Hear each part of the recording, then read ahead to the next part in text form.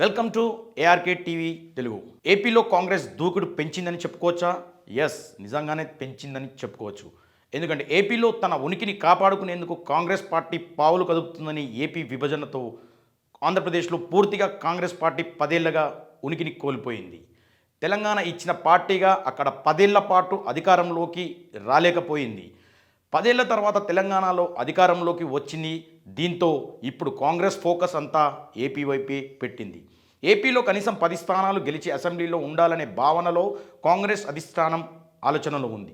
కింది స్థాయి నుంచి పార్టీని బలోపేతం చేయాలని అధిష్టానం ఆలోచన చేస్తుంది. అయితే ఎన్నికల సమయం తక్కువగా ఉండటంతో కార్యాచరణను ప్రారంభించింది. ఆంధ్రప్రదేశ్లోని 25 లోక్సభ నియోజకవర్గాల్లో కోఆర్డినేటర్లను నియమించింది. వచ్చే సార్వత్రిక ఎన్నికల్లో ఎదుర్కొనేందుకు పార్టీని బలోపేతం చేసేందుకు ఏఐసిసి చేస్తున్న ప్రయత్నాల్లో భాగంగా ఇటీవల న్యూఢిల్లీలో ఆంధ్రప్రదేశ్ కాంగ్రెస్ కమిటీ ఏపీసీసీ నేతలతో ఏఐసిసి సమావేశమైంది. ఆదివారం ఏఐసిసి లోక్సభ నియోజకవర్గ సమన్వయకర్తల జాబితాను విడుదల చేసింది. ఏపీసీసీ చీఫ్గా వైఎస్ షర్మిలన్ బాధ్యతలు చేపట్టిస్తున్నారనే వార్తల నేపథ్యంలో కోఆర్డినేటర్లను నియమించారు. ఏఐసిసి అధ్యక్షుడు మల్లికార్జున్ ఖర్గే, సీనియర్ నేత రాహుల్ గాంధీ సమక్షంలో ఆమె ఇటీవల కాంగ్రెస్లో పార్టీలో చేరారు.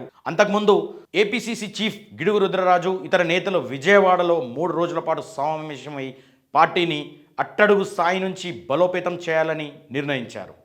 అరకు ఎస్సీ పార్లమెంట్ సమన్వయకర్తగా జగతా శ్రీనివాస్, శ్రీకాకుళం మీసాల సుబ్బన్న, విజయనగరం బోడెపల్లి సత్యవతి, విశాఖపట్నం కొత్తుర్తి శ్రీనివాస్, అనకాపల్లి సనపల అన్నాజీరావు, కాకినాడ కేబీఆర్ నాయుడు, అలాగే అమలాపురం ఎస్సీ ఎం వెంకట శివప్రసాద్, రాజమహేంద్రవరం ఎం రామకృష్ణ, అలాగే నర్సాపురం చూసుకుంటే బెట్టి గురునాథరావు, ఏలూరు కనుమూరి బాపిరాజు, మచిలీపట్నం కొరివి వినయ్ కుమార్, విజయవాడ డి మురళీమోహన్ రావు, గుంటూరు గంగిశెట్టి ఉమాశంకర్, నరసరావుపేట వి గురునాథం, అలాగే బాపట్ల ఎస్సీ శ్రీపతి, ఒంగోల్ యు వెంకట్రావు యాదవ్, నంద్యాల బండి జకారాయ, కర్నూలు పిఎం కమలమ్మ, అనంతపురం ఎన్ శ్రీహరిప్రసాద్, హిందూపురం షేక్ సత్తార్, కడప ఎం సుధాకర్ బాబు, నెల్లూరు ఎం రాజేశ్వరరావు, తిరుపతి షేక్ నజర్ అహ్మద్, రాజంపేట ఎన్ తులసిరెడ్డి, చిత్తూరు డి రాంభూపాల్ రెడ్డిలను సమన్వయకర్తగా నియమించింది